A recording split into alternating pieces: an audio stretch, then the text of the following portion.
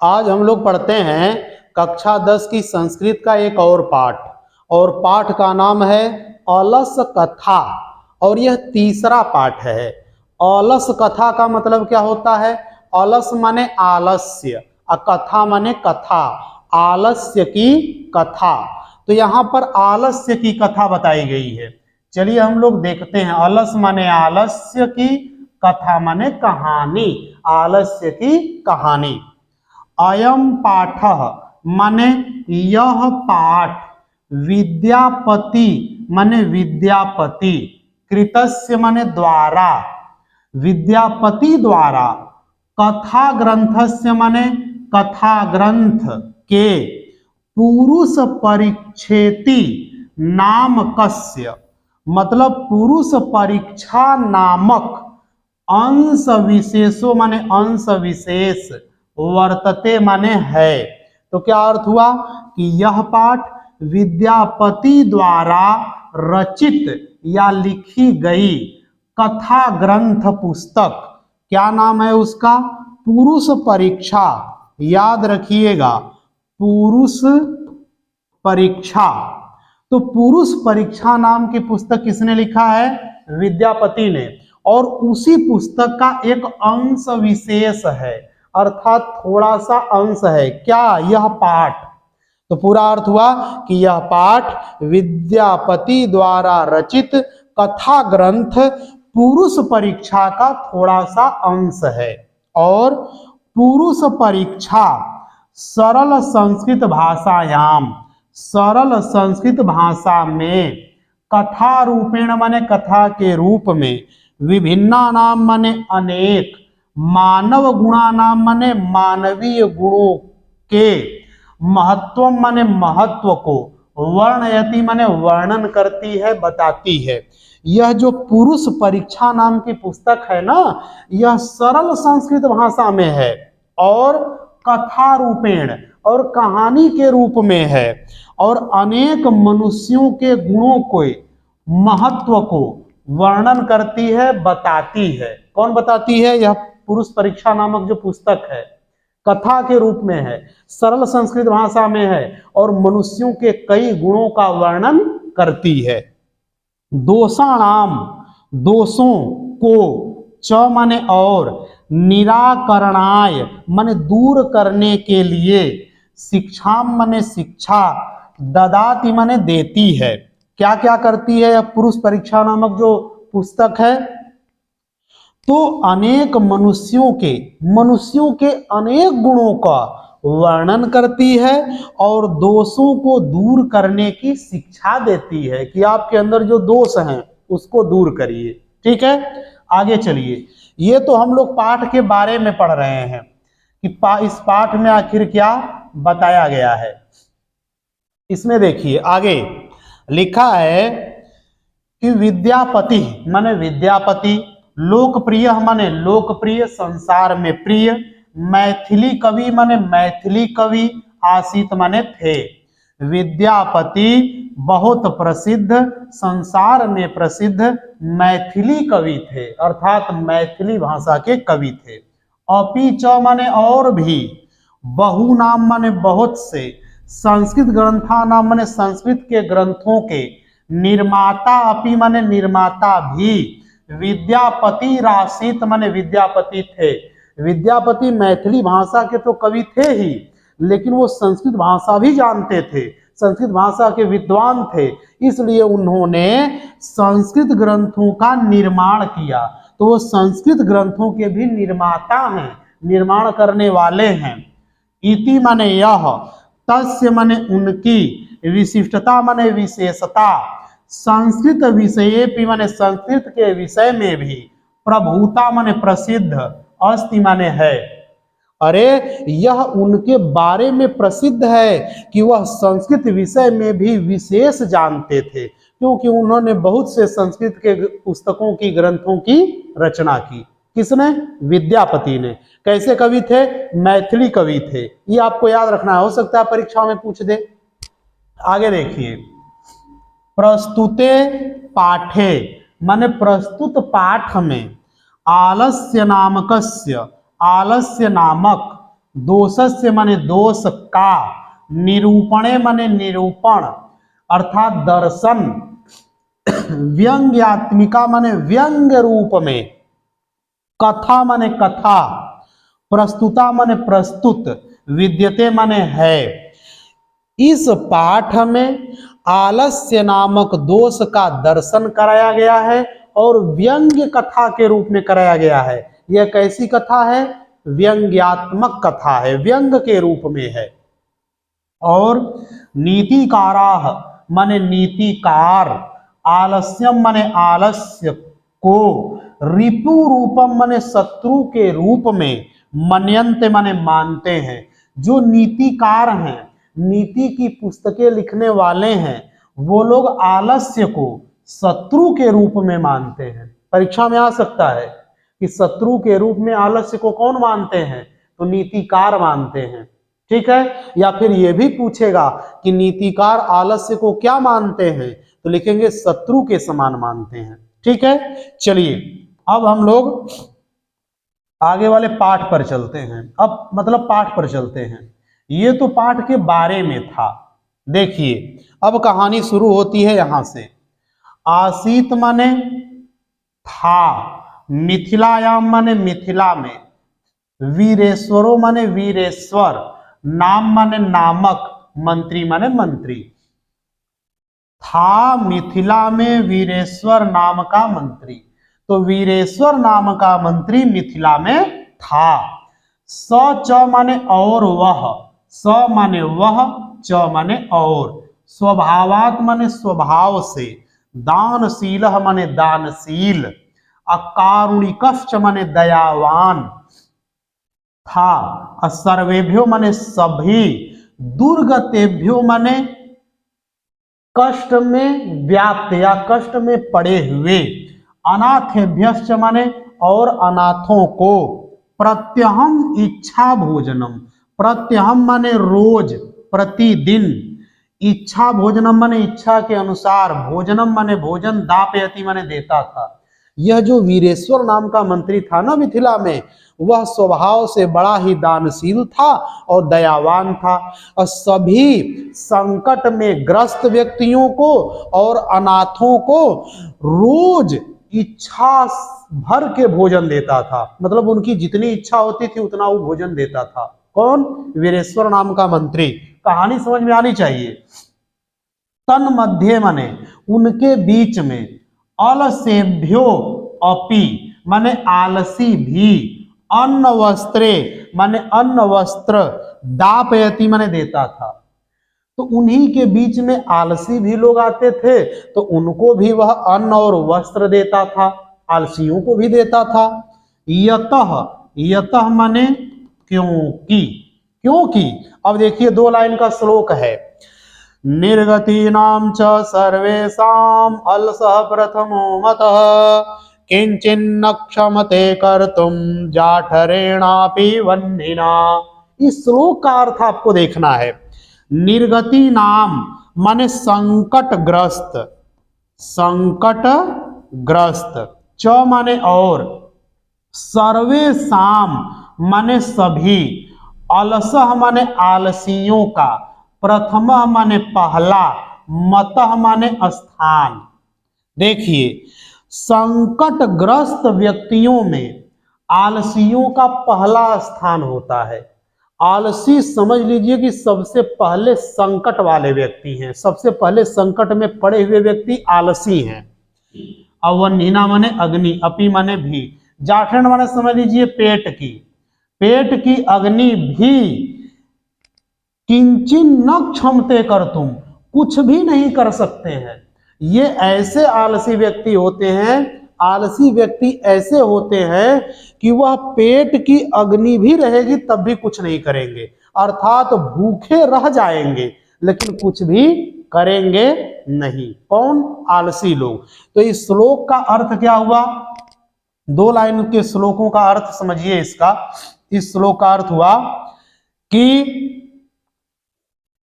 संकटग्रस्त व्यक्तियों में आलसियों का पहला स्थान होता है और वे आलसी ऐसे होते हैं कि भूखे रह जाएंगे लेकिन कुछ कर नहीं सकते हैं, कुछ करेंगे नहीं। कौन?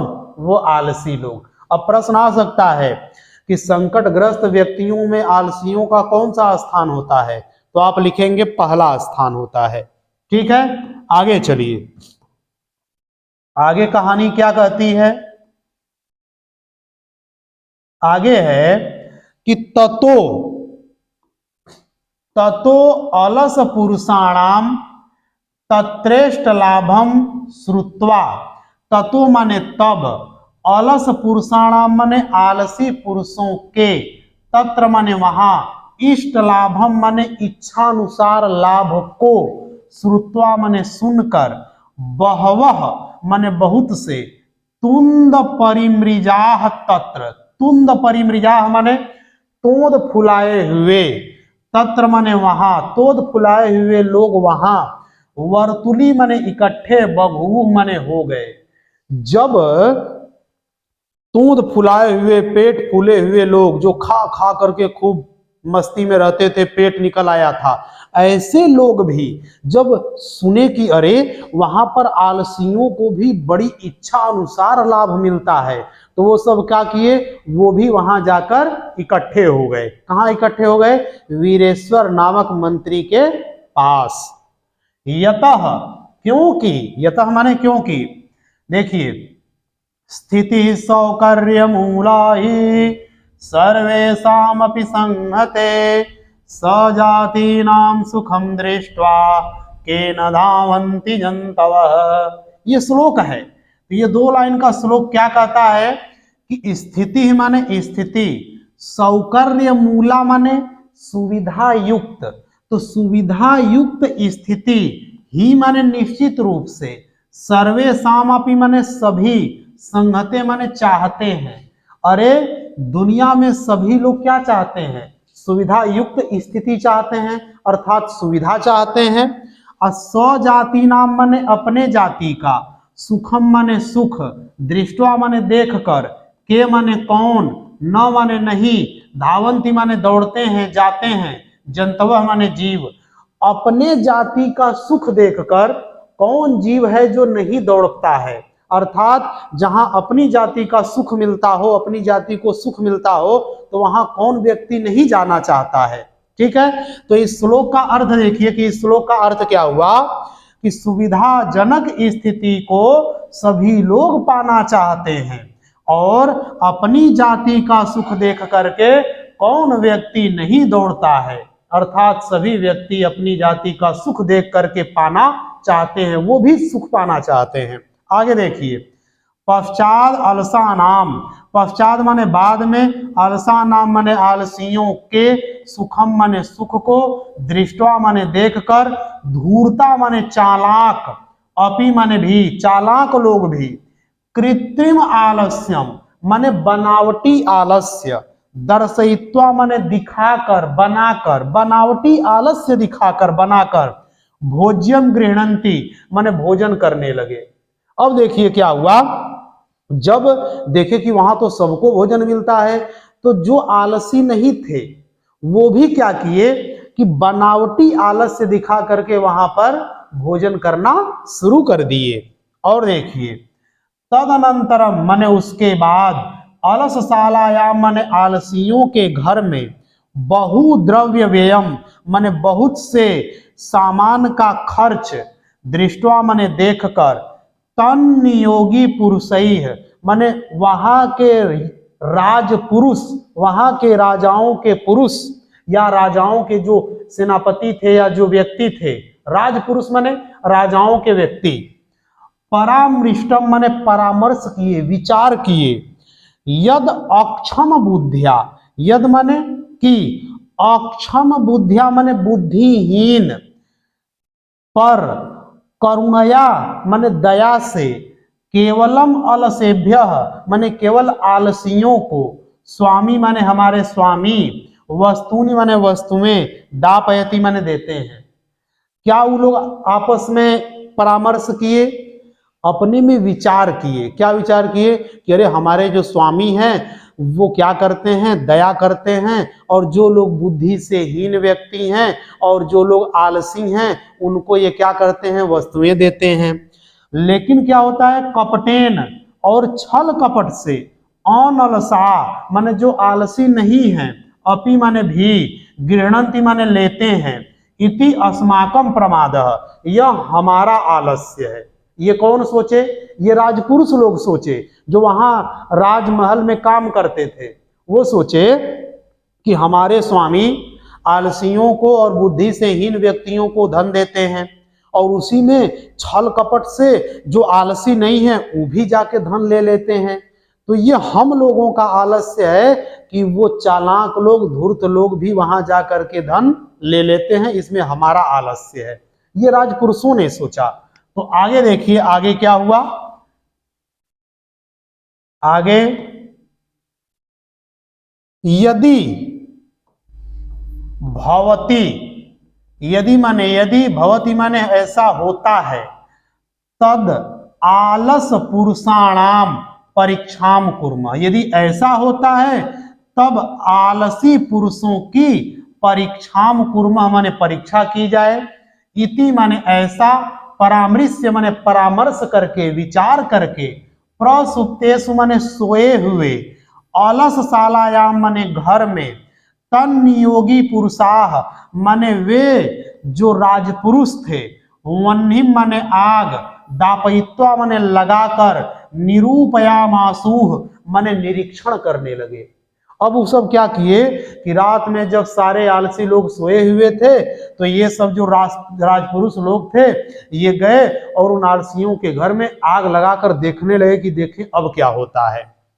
ततो माने तब, गृह लग्नम माने घर में लगे, प्रवृद्धम अग्निम माने बढ़ती हुई आग को, दृष्टवा माने देखकर, धूर्ता माने धूर्त, सर्वे पलायिता माने सब भाग गए। जितने भी धूर्त थे, चालाक थे, वो सब क्या किए, वहां से भाग गए। जब देखे कि घर में आग लग गई और आग बढ़ रही है तो वो सब भाग गए। पश्चात ईसद अलसा, और बाद में जो थोड़े आलसी थे, अपि पलायिता, वो भी क्या किए, भाग गए। पहले तो धूर्त लोग भागे और फिर उसके बाद जो थोड़ा आलस्य करने वाले थे वो सब भी क्या किए, भाग गए। आगे क्या हुआ, चत्वारः पुरुषाः तत्रैव, चत्वारः माने चार, पुरुषाः माने पुरुष, तत्रैव माने वही, सुप्ताः माने सोए हुए, परस्परम माने आपस में, आलपंथी माने बातें करने लगे। और वहीं पर 4 ठो बस बच्चे थे, वो सब आपस में बात करने लगे। एकेन वस्त्रावृतम मुखेन उक्तम, एक वस्त्र से मुंह ढका हुआ बोला। पहला जो था 4 में से एक ठो जो था वो क्या किया, अपने मुंह को कपड़े से ढका हुआ था और ढाके हुए ही बोला। क्या बोला, अहो अरे, कथम अयम, कैसा यह, कोलाहलः माने हल्ला हो रहा है, अरे यह कैसा हल्ला हो रहा है, शोर हो रहा है। द्वितीयेन उक्तम, तो दूसरा बोला कि तर्क्यते, तर्क्यते माने मालूम पड़ता है, यद अस्मिन, इस, तर्क्यते माने मालूम पड़ता है, यद अस्मिन माने कि इस, गृह माने घर में, अग्निर्लग्नो अस्ति, इस घर में आग लग गई है। अब सोचिए, दूसरा वाला कह रहा है कि लगता है घर में आग लग गई है। तृतीयेन उक्तम, तो तीसरा क्या बोलता है, कोपी तथा धार्मिको, कोपी माने कोई, तथा माने इतना, धार्मिको माने धार्मिक, नास्ति माने नहीं है, यह माने जो, इदानी माने इस समय, जलाद्रैः वासुभिः माने भीगे हुए वस्त्रों से, कटैवांश स्मान अर्थात या चटाई से, प्रावृणोति माने ढक दे। तीसरा वाला बोला कि अरे कोई भी इतना धार्मिक नहीं है कि वह हम लोगों को भीगे हुए कपड़े से या चटाई से हम लोगों को ढक दे ताकि हम लोग बच जाएं। तो चतुर्थेन उक्तम, तो चौथा वाला क्या बोला, अये वाचालः, बोला अरे बहुत बोलते हो तुम लोग, कति वचनानि वक्तुम शक्नुथ, कति माने कितने, वचनानि माने वचन, वक्तुम माने बोल, शक्नुथ माने सकते हो, अरे कितना बोलते हो, इतना मत बोला करो, चुपचाप रहो। तूष्णीम कथम न तिष्ठत, तूष्णीम माने चुप, कथम माने क्यों नहीं, न माने नहीं, तिष्ठत माने रहते हो। अरे चुप क्यों नहीं रहते हो, क्यों बोल रहे हो? ये कौन बोला? चौथा वाला बोला। देखिए इतने आलसी हैं सब कि आग लगी है बात कर रहे हैं और चौथा वाला कह रहा है कि बोल क्यों रहे हो, चुपचाप पड़े रहो, बोलो भी मत। और देखिए आगे, आगे क्या होता है? आगे लिखा है कि ततस माने तब, चतुर्णाम अपनी माने चारों को, तेसाम एवं माने उन चारों को, परस्परम आलापम माने आपस में बात करते हुए, श्रुत्वा माने सुनकर, वह्निम च माने और आग को, प्रवृद्धम माने बढ़ता हुआ, एसाम ऊपरी माने उनके ऊपर, पतिष्यंतम माने गिरता हुआ, दृष्टवा माने देखकर, नियोगी पुरुषै माने राजपुरुषों ने, वध भयन माने मर जाने के डर से, चत्वारो अपि अलसाह माने चारों आलसियों के, कैसे स्वाकृष्य माने बालों को पकड़ करके, गृहीत्वा माने ग्रहण करके, ले करके, गृहाद माने घर से, बहिष्कृता माने बाहर कर दिया गया। जब योगी जो राजपुरुष थे वो लोग देखे कि अरे ये चारों तो आपस में बैठकर बातें ही कर रहे हैं, भाग नहीं रहे हैं, तब वो लोग देखे कि अब तो आग इनके ऊपर गिर जाएगी, ये सब मर जाएंगे। तो मरने के डर से उन्होंने सोचा कि ये मर जाएंगे, इसलिए उन राजपुरुषों ने चारों का बाल पकड़ करके घसीट करके कहाँ ले गए? घर से बाहर कर दिए। आगे देखिए, पश्चात अनालोक्य, पश्चात तान आलोक्य, पश्चात माने बाद में, तान माने उनको, आलोक्य माने देख कर, तैह नियोगी भी माने उन राजपुरुषों के द्वारा, पठितम माने पढ़ा गया, उन राजपुरुषों के द्वारा पढ़ा गया अर्थात बोला गया। क्या बोले वो सब? कि पतिरेव गति स्त्रीणाम बालानाम जननी गति, नालसानाम गति काचिल लोके कारुणिकम विना। पति एवं माने पति ही है, गति माने रक्षक, स्त्री नाम माने स्त्रियों का, स्त्रियों का रक्षक कौन है? पति है। बाला नाम जननी गति ही, बाला नाम माने बच्चों की, जननी माने माँ, गति माने रक्षक है, बच्चों की रक्षक कौन है? माँ है। नालसा नाम गति ही, लेकिन आलसियों का रक्षक कोई नहीं है। काचित माने कोई, लोके माने संसार में, संसार में आलसी पुरुषों का कोई नहीं है रक्षक, किनके बिना? कारुणिकम अर्थात दयालु पुरुषों के अलावा आलसियों का कोई भी रक्षा करने वाला नहीं है। केवल आलसी व्यक्तियों के ऊपर दया कौन करते हैं? दयालु लोग करते हैं, बाकी कोई उनकी रक्षा नहीं करता है। तो इस श्लोक का अर्थ समझिए, लिखा गया है कि स्त्रियों का रक्षक उनका पति होता है, बच्चों का रक्षक माँ होती है, लेकिन इस संसार में आलसी पुरुषों का रक्षक दयालु लोगों के अलावा और कोई नहीं होता है। ठीक है, आगे, पश्चात तेसु माने बाद में, उन चतुर्सु माने चारों, अलसेसु माने आलसियों में, ततोपि माने उससे भी, अधिकतरम माने अधिक, वस्तु माने वस्तु, मंत्री माने मंत्री, दापयामास माने देने लगा। बाद में वह मंत्री समझ गया कि यही सबसे बड़े आलसी हैं, तो उसने क्या किया? और अधिक अधिक वस्तुएं उनको देना शुरू कर दिया। मैं आपको कहानी एक बार दोहरा देता हूं ताकि आप समझ लीजिए क्या है कहानी में। मिथिला में वीरेश्वर नाम का मंत्री था, वह बड़ा दयालु था और बड़ा करुणा करने वाला था, करुणा किया करता था। तो वह क्या करता था? अनाथ व्यक्तियों को और संकट में पड़े हुए व्यक्तियों को भोजन देता था। तो उसी में आलसी भी आके भोजन करते थे। लेकिन फिर बाद में क्या हुआ? बड़े बड़े पेट वाले तोंद फुलाए हुए लोग भी जाकर के उसमें भोजन लेने लगे और चालाक लोग भी चले गए। तो जब मंत्री के जो राजपुरुष थे, राजाओं के जो और व्यक्ति थे, उन लोगों ने जब देखा कि अरे इसमें तो चालाक लोग भी ले रहे हैं धन, जबकि इनके पास तो बुद्धि है, परिश्रम कर सकते हैं, तो उन लोगों ने विचार किया कि परीक्षा किया जाए कि कौन आलसी नहीं है। तो एक दिन क्या हुआ कि जहां आलसी लोग रहते थे उसी घर में उन लोगों ने आग लगा दिया। तो जितने भी धूर्त लोग थे, चालाक थे, वो भाग गए। जो थोड़े से आलसी थे वो भी भाग गए, लेकिन 4 व्यक्ति रह गए और वो चारों इतने आलसी थे कि उसी में आपस में बातें करने लगे।